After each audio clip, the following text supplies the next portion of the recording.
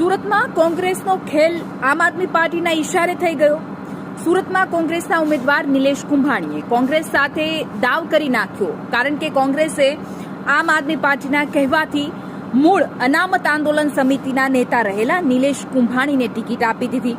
અને પછી એમના ટેકેદારો થઈ ગયા ગાયબ। ટેકેદારોએ પહેલા તો એક એફિડેવિટ કરીને આપી, એ જ જગ્યાએથી નોટરી કરી, એક જ જગ્યાએથી ભેગા થયા અને એક જ સાથે 4 ટેકેદારોએ જઈને કહી દીધું કે કુંભાણીના ટેકેદાર તરીકે અમારી સહી ખોટી છે, આ મારી સહી જ નથી,